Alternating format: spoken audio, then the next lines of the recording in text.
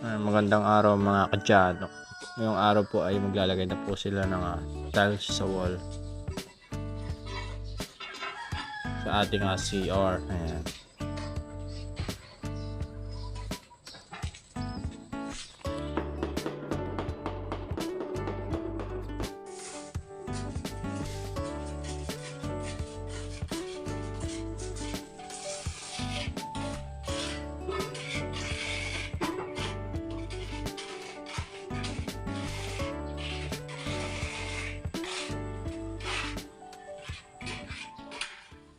A few moments later. Ito po mga kadyano. Si Sir Robin po daw yung gagawa ng ating bintana. Yung mag-aasinta po. Pa-practice daw po siya.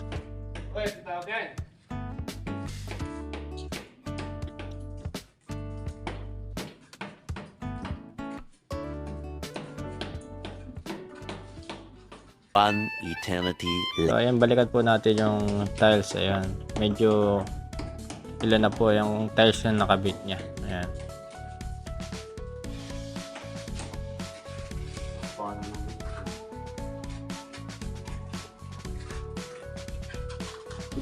Ayan po mga kadyano.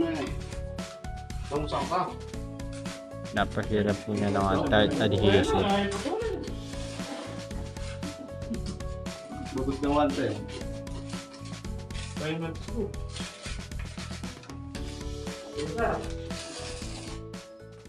2,000 years later.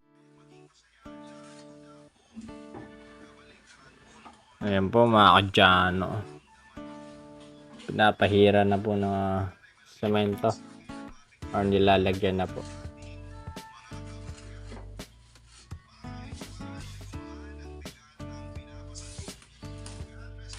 Yung test po natin is second layer na siya sa pagkakabit ng tiles.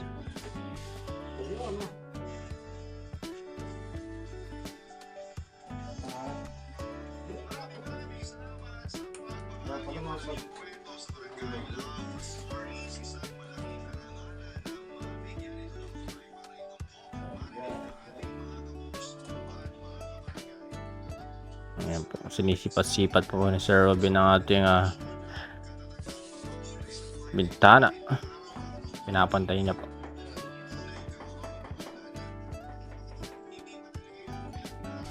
Nilagyan niya po na kaunting tubig para po siguro mapakat yung semento.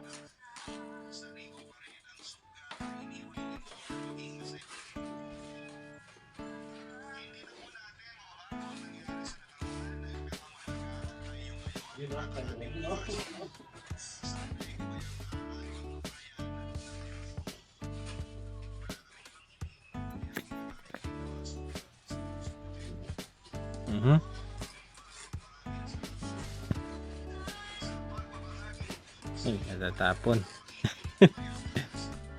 Ayan.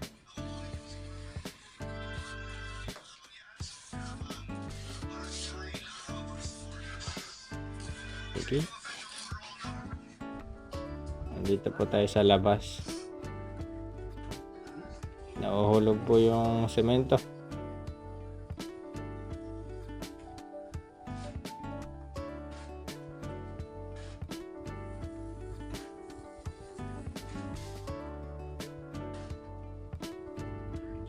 Nakita na tayong video.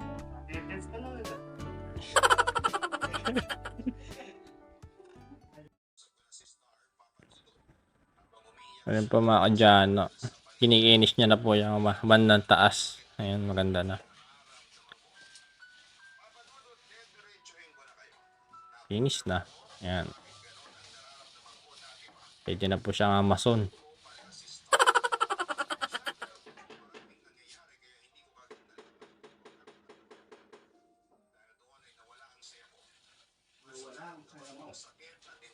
And a half hours later. Ayan po mga kadyano yung ating CR.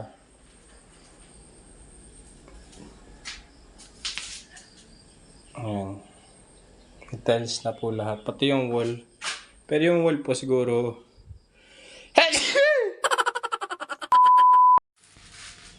Yan po mga dyan yung ating CR. Meron na rin po siyang tiles sa wall.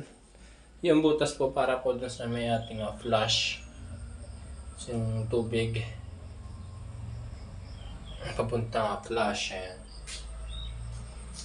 Ito na rin po. Ito pong may darating pa pong bagong tiles. Kaya medyo 2 layer lang po yung tiles natin. Mga ilang layer po kaya. Siguro isa pang layer or 2 layer pa po ng tiles. Yung ilalagay po sa ating wall ng CR natin. Yan.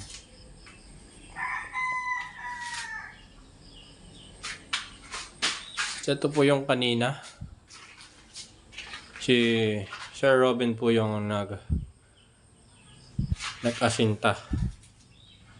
Ayan. Pinag-practice niya po yung ating bintana sa kusina.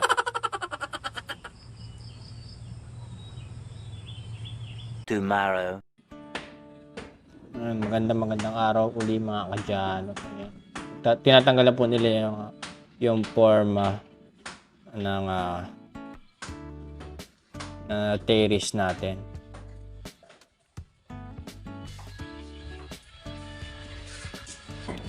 Yung tatanggalin po nilang part, yung munang yung dadaan po ng mga wiring po. Ayan po. Para po makagawa na yung ating electrician. Galing sliding na rin.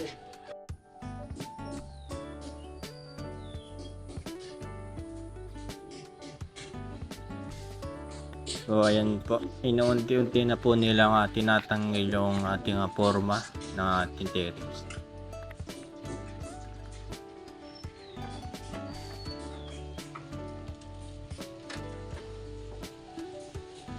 At mamaya-maya po makikita na po natin yung kagandahan pag medyo natanggal na po itong mga forma natin.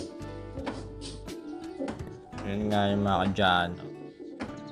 Konting-konti na lang, pwede na akong dito matulog. Pagka nakabit na po yung ating kuryente. Pwede rin naman pong pwede na matulog kahit wala yung kuryente. Kukuha na lang po ako galing sa amin ng kuryente. Kukuha po ako ng extension cord para doon ko na ilagay yung electric fan at yung higaan. Ayan. Para ma-experience ko na po kung gaano kasarap magka-sariling bahay. Ayan.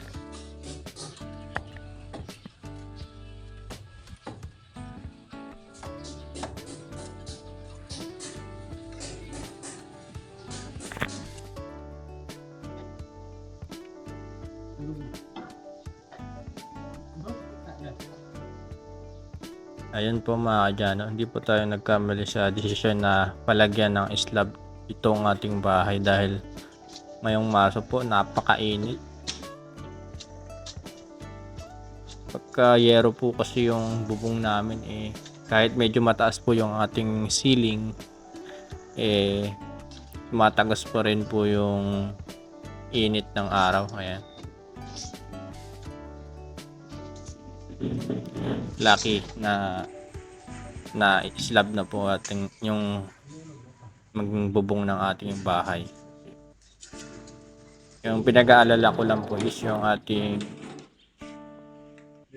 slab kasi po kailangan po talaga lagyan na po ng waterproofing. Kasi po kahit na slab na siya, kailangan po talaga lagyan ng waterproofing kasi tutulo pa rin. Kaya yung mga kadyano, nakikita po natin yung kagandahan ng bahay. Sa side view naman.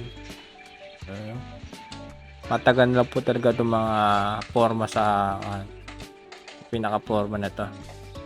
Kaya helerang yan. Makikita natin yung kalinisan at kagandahan ng bahay natin.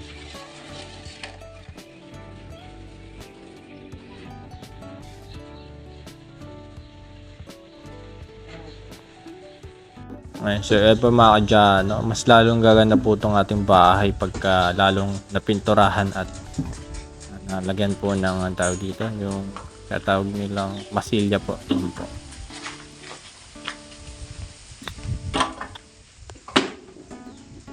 Yan po mga kadyano, ready na po yung ating bahay. Sakali nga magpatayo tayo ng second floor.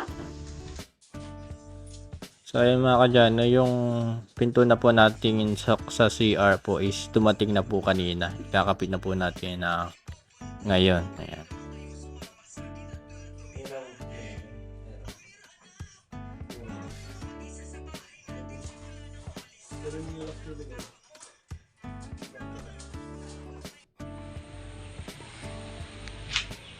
Ayan na po mga kadyano yung ating CR. Meron na pong hamba. Ito pong pinto is made of plastic po. Ayan. Kaya po no worries pagka nabasa po, okay lang po mabasa kasi plastic po yung ating hamba at ang pinto ng CR natin. Ayan.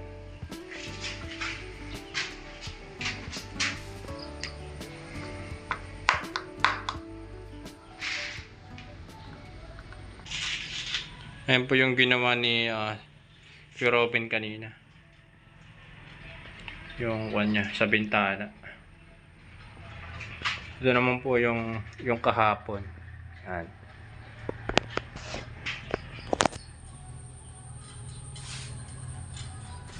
Bukas naman po is magtatiles na po sila dito sa may loob ng bahay.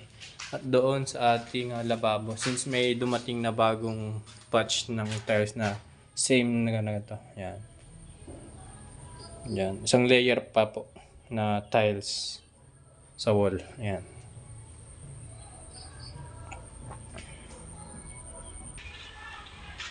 Ito mga kadyano yung ating bagong dating na tiles sa ating kwarto or sala. Ayan. 15 piraso po itong bagong dating ng tiles.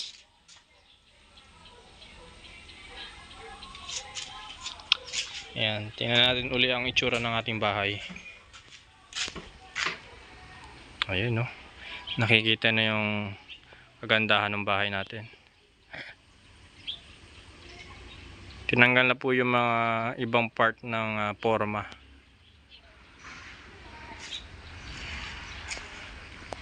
I-ready ito na para sa mga mag-i-install ng wiring natin. Ayan po. Meron pong ilaw dito. May ilaw rin po ron sa kabila. Ayan. May ilaw rin dito. Ayan. Siguro po maglalagay din po ako ng solar lights dito sa may harap at gilid ng bintana. Ayan. Pwede rin naman dun sa may bandang dito para maliwanag din dun. Ayan mga kadyano. Konting-konti na lang po. Mga 3 linggo or 2 linggo pa po siguro. Tapos nitong bahay. Yan. Day 3. So ayun po mga kadyan yung ating CR. May pinto na po.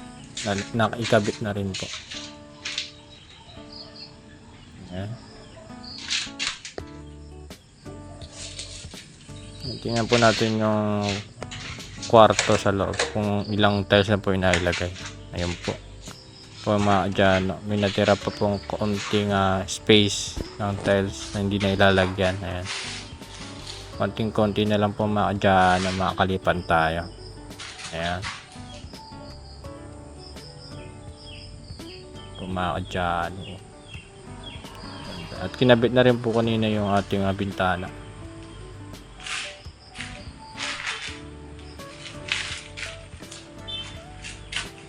I-check lang po natin kung maayos yung pagkakakabit ng pinto.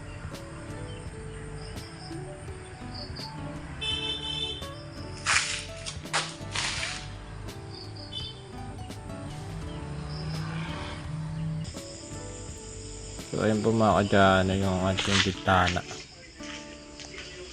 Para salamin po siya. Ayan. Pwede ka po nga magsalamin.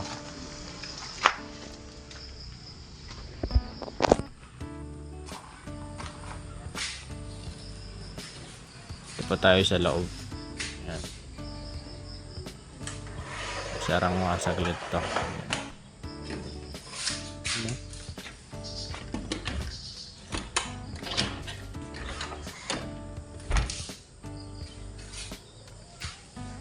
Labas po tayo ulit mga kadyano.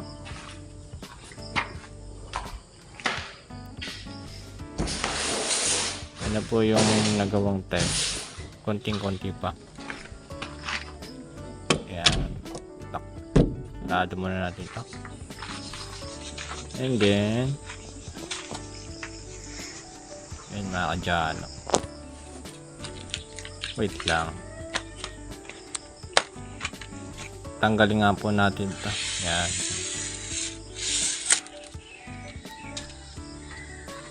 At ito. Ayan, mga kadyano. At ito. Matanggal.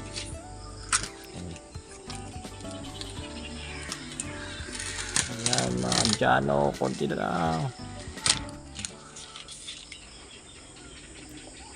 Bench body ko dito.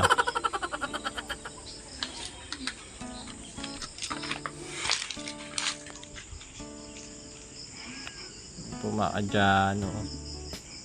May salamin na po tayo sa labas ng bahay.